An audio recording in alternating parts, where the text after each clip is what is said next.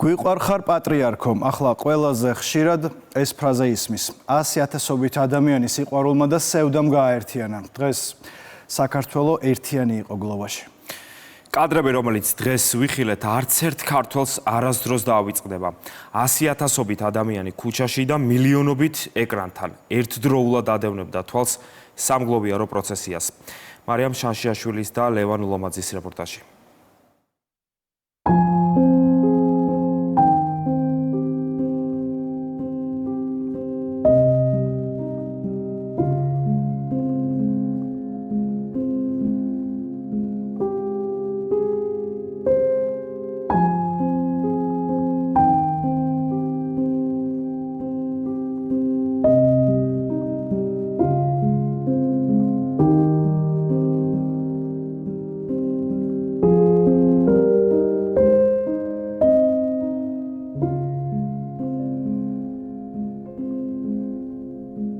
გაზაფხულის გრძელი ნათელი, დღეები და ღამეები, სიკვდილისა და მარადიულის სიცოცხლის გზაგასაყარზე.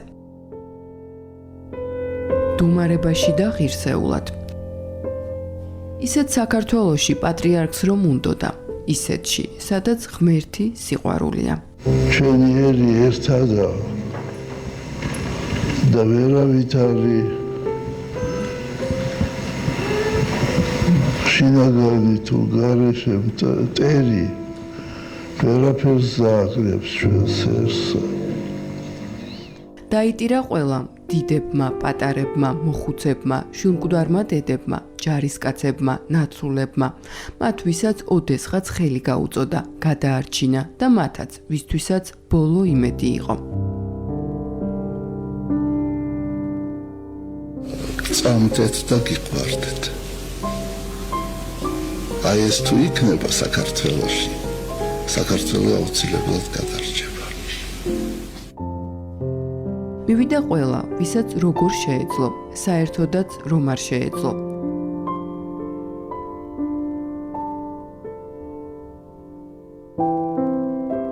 პატრიარქის ჭირისუფალი საქართველო, ელიას მთაზე, ერთმანეთის დახმარების იმედით.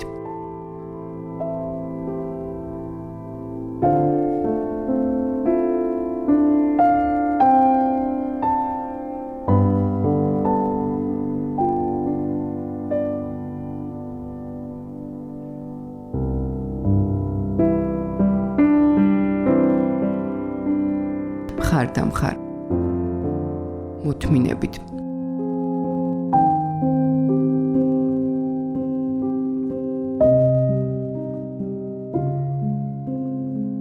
პატრიარქი გარდაცვალებამდე ცოტა ხნით ადრე დედა ბარბარემ ნახა. სიცოცხლის უკანასკნელ დღეებშიც თავის ქვეყანაზე მოფიქრალი მოხუცი. სამშობლო სიყვარული წავიდა.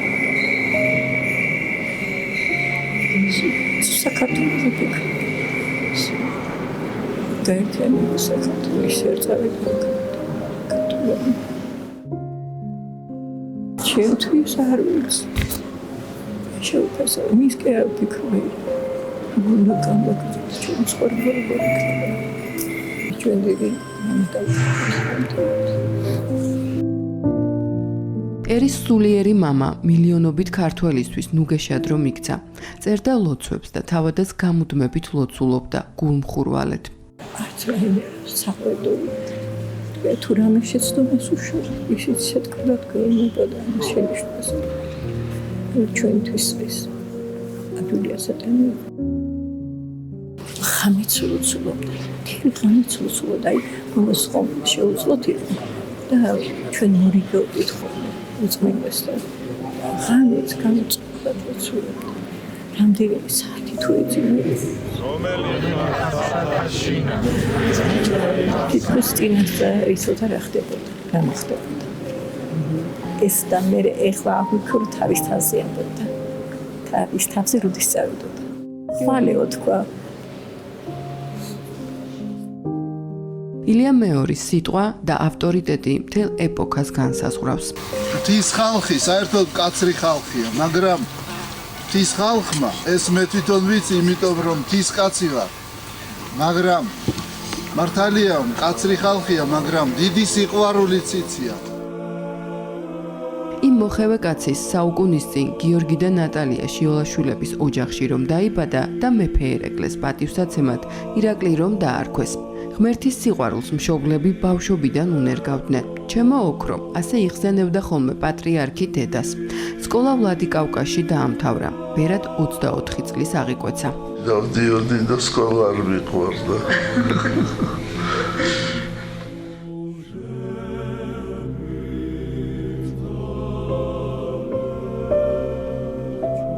ბუნება ბავშვობიდან უყვარდა. მონატრებული ყაზბეგიც, სადაც იზრდებოდა, პატრიარქის ზამთრის ბაღში მარადიულად ცოცხლობდა. დუმარებასა და მარხვაში, მცენარეებისა და ფრინველების გვერდით. იქ, სადაც საგალობლებს წერდა და სადაც კლასიკურ მუსიკას უსმენდა. მოცარტსა და ფალიაშვილს გამორჩეულად. რა ხარებდა? ბაღში შესვლა და მცენარეებთან საუბარი. ჩიტები ყავდა სულ. გალობლები, იადონები, თუთიყუშები. ისეთ და საოცარი ახლა სულ გაიშვება თვითონ ხდებოდნენ ხელზე. მუსიკა ძალიან მოყვარდა. განსაკუთრებით საოპერო მუსიკა, კლასიკა. რომ ბოლოს შეუძლოთ იყო, სულ ხშირად კლასიკურ მუსიკას ისმოდა, თვითონ თხოვობდა.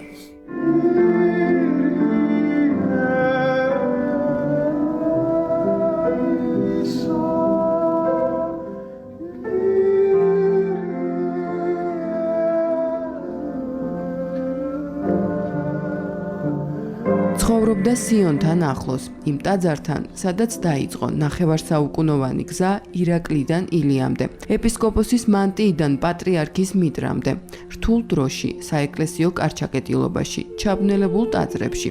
ჯერ კიდევ მაშინ, როცა ქვეყანაში ათეიზმი იყო გაბატონებული და ადამიანები ტაძრებშიც ფარულად დადიოდნენ, სახარებაც რომ არ იშოვებოდა და პირჯვრის წერასაც რომ ერიდებოდნენ. ხალხს ბუნდოვნა თუ ახსოვდა საეკლესიო დღესასწაულები და რიტუალები, ნათლობა, სანთლის დანთება.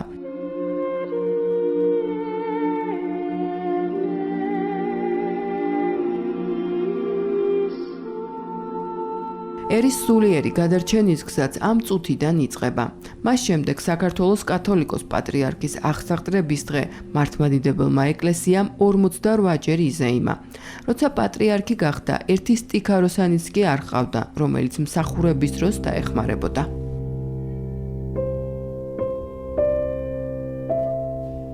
ირაკლი ქადაგიშვილი ერთ-ერთია, ვინც პატრიარქმა იმ დროში სტიქარით შემოსა.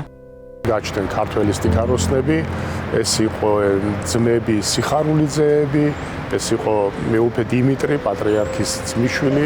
ეს პატარა კარები რომ არის, სამკვეთლოში შედის ეს კარები და სტიქაროსნები ხშირად აი ამ პატარა კარებით შევდიოდით და გამოდიოდით. პირველი შეხვედრა უკვე მაშინ მოხდა, როდესაც გადავწყვიტეთ და პატრიარქმა ლოცვა-კურთხევა მოღწა სტიქარის ჩაცმაზე.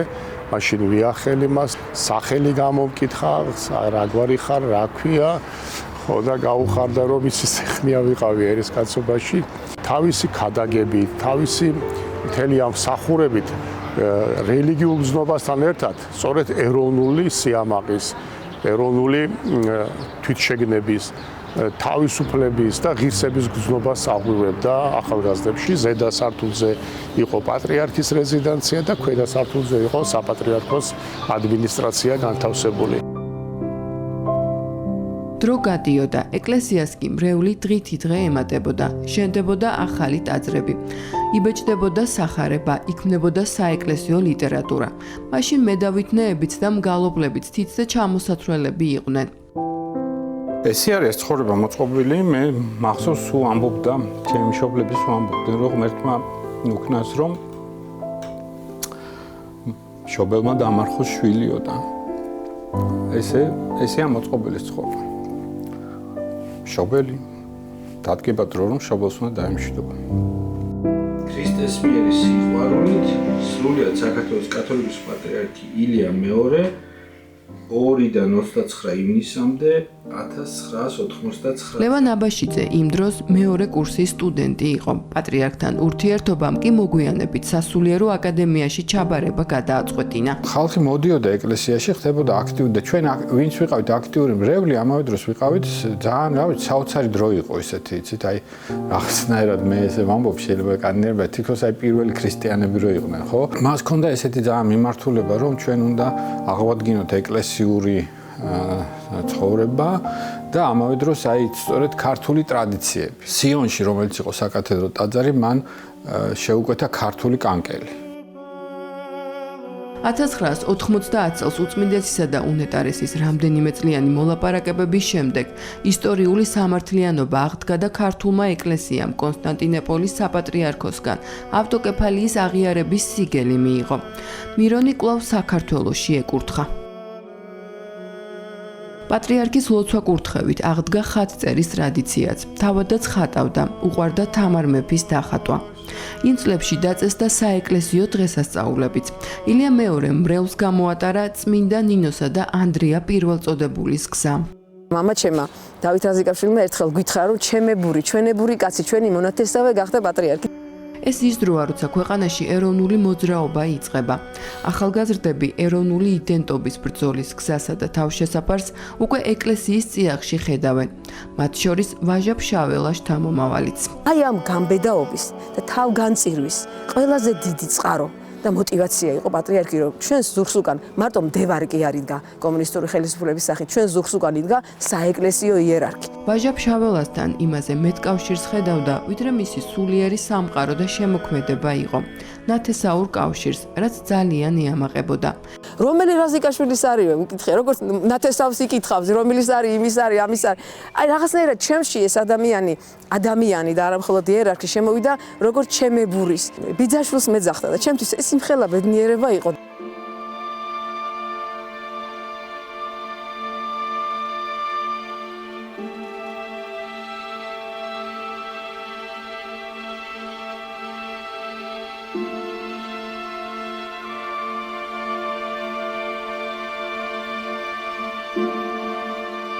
საქართველოს საგანძურის მცველი და გადამრჩენელი იყო. ეროვნული მუზეუმის ხელმძღვანელი დავით ლორთქიფანიძე უწმინდესის სვანეთში მოგზაურობას იხსენებს. 102 წლისა ბატონი თევდორე გვარი ჰანგან მისი ღვაწლი არის გადამწყვეტი იმისა, რომ ჩვენ დღეს ჩვენი კულტურული მემკვიდრეობა გვაქვს ამ ფორმით. ყოველთვის იღებდა ყველაზე ბრძნულ გადაწყვეტილებებს. რომელიც იმ წუთში შეიძლება ყველას არ ესმოდა, მაგრამ ყოველთვის იყო მართალი. ჩემო სტუდიერო შვილებო იყო საერო ცხოვრების პატრიარქიც და ყოველთვის იქ, სადაც ქვეყანას გაუჭირდებოდა. 9 აპრილს ილია მეორე მომიტინგეებთან მივა და ქაშვეთში სალოცავად გადასვლას თხოვს. მას არ დაუჯერებენ. აფხაზეთში, როცა საქართველოს უახლესი ისტორიის ერთ-ერთი ყველაზე მძიმე ფურცელი 13 დღესა და 13 თვეში დაიწერება. აგვისტოს ომში, როცა კონფლიქტის ზონაში შევადა, დაღუპულ მეომრებს გამოიყვანს. მაშინ, როდესაც ესეთი ტრაგედია მოხდა საქართველოში, თუ კი ვინმე დიდი სულიერი ძალა და დიდი ვაჟკაცობა, ხო, თითქოს უხერხულია, რომ სასულიერო პირზე ეს ვიხმაროთ, მაგრამ ამის გამოცდილებაც აგვაქვს ჩვენ ვაჟკაცობის და რაინდობის და გმირობის, როდესაც თორნიკე ერისთავი გაიხდის ამ ბერის სამოს და მიდის და იმ დავალებას ასრულებს, რომელიც მას მეფებმა ხრებზე აუტვირდეს თუ შეიძლება ასეთი ვაჟკაცობით შევიდა იგი. გიორგი ალიბეგაშვილი პატრიარქს ხშირად სტუმრობდა. თან ემოციური და თან დინჯი, თან ბრძენი, თან გულუხვი, იუმორის გრძნობით. ასე ახასიათებს მას. ეკლესიაში ცვლილებებს თან ახლდა სახელმწიფო ტრანსფორმაციაც, რაშიც დიდი წვლილი პატრიარქის გადაწყვეტილებებმა შეიტანა. არ იყო მხოლოდ სასულიერო მოღვაწე. ის იყო სახელმწიფო მოღვაწე. თუ კი ვინმე პირველი პირი ჩამოვიდოდა საქართველოში, თქვათ მთავრობის, პარლამენტის წევრების გარდა, როგორც წესი, იგი აუცილებლად პატრიარქს სტუმრობდა. ფოკაში 1999 წელს, სადაც ქართული სიტყვა აღარ ისმოდა, სახლი იყიდა. ამოეწერა თბილისიდან და ფოკის მოქალაქე გამხდარა. სახლიც გაუფორმებია. მალევე დედებით შეურჩევია საზღვრის მეციხოვნეებად. დღეს ფოკაში საქართველოა. სხვებს გაჭირვებულების სიყვარულს ასწავლიდა და სხვებთან თავადაც ასეთი იყო. ქრისტეშობას პატარებს ფანჯრებთან სანთლების დანთება ასწავლა. თვითონ კი მნათეთ იქცა იმ ბავშვებისთვის, მრავალშვილიანი ოჯახებიდან რომ ნათლავდა. პატრიარქის მოღვაწეობის გვირგვინი სამების საკათედრო ტაძარია. უწმინდესის ლოცვა-კურთხევით თითო აგური მახათის ღვთისმშობლის სახელობის ტაძრის მშენებლობაში თელმა საქართველომ დადო. რელიგიური მოღვაწე იყო, მაგრამ უყვარდა არა მხოლოდ მის მრევლს, არამედ სხვა რწმენისა და აღმსარებლობის მიმდევრებსაც.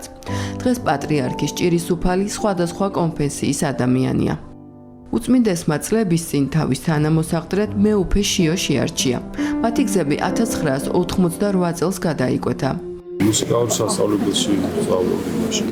ჩვენ მეგობრები ვიყავით, მაშინ კონკავშირს ვებრძოლით ძალიან აქტიურად და ესეთი გამოსვლები ქონდა საკმაოდ მწვავე და დაგვიბარეს მაშინ ესეთმა საზოგადო მოღვაწეებმა. ზოგი ცოტა შეწუხდა, რომ რაღაცა ძალიან ხიფათში არ მოვიდეთ. და მე უწმინდესმაც ესე სულ შეხვედრა. და მივედით იმ შეხვედრამ შეცვალა ჩემი ცხოვრება. არ ვიყავით ეკლესიაში. მაგრამ ის ქონდა ძალიან პატრიოტული ნაწილობა. ეროვნული მოძრაობა ვაფშე ჩაისახა, ვაფშე დაიწყო პატრიარქია. ხო, მაშინ ეს იყო მთელი ეს ლიდერები უწმინდესთან მოდიოდნენ სიუში იქნებოდნენ. ერთს დაუტოვა ცოცხალი ეკლესია. ძლიერი გამართული აღშენებელი ყოველ მხრივ. აი ეკლესიის ყველა სფეროს დაატყო თავისი მადლიანი ხელი და მისვლა.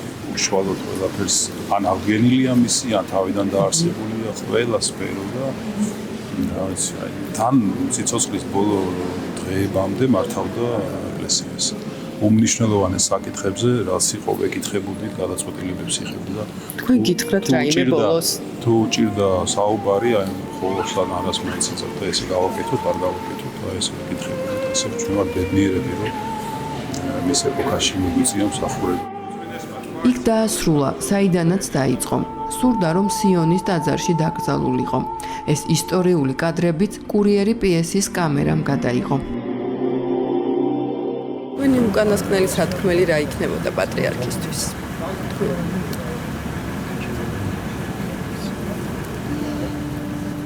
უკანასკნელი არა, სულ იქნება მასთან ურთიერთობა. ისადმე როცვა. ქვეყნის სულიერი ერთობის მთავარი სიმბოლო იყო. 10 წლეულების განმავლობაში სულიერი მამის სიტყვა რთულ დროს ხალხის იმედად იქცეოდა. მისი ქადაგებები ქრისტეს გზის მაჩვენებლად. ღვთიუკურთხეული ქვეყნის პატრიარქი, რომელმაც ქართლი მეორედ მოაქცია, სულიერმა შვილებმა ასე მხარდამხარ დგომით, ცრემლით და მდუმარე სევდით. ერთიანი დარდით და ერთიანი მომავლის იმედით გააცილეს. უკანასკნელ გზაზე, წუთის ოფლიდან მარადიულ სასუფეველში.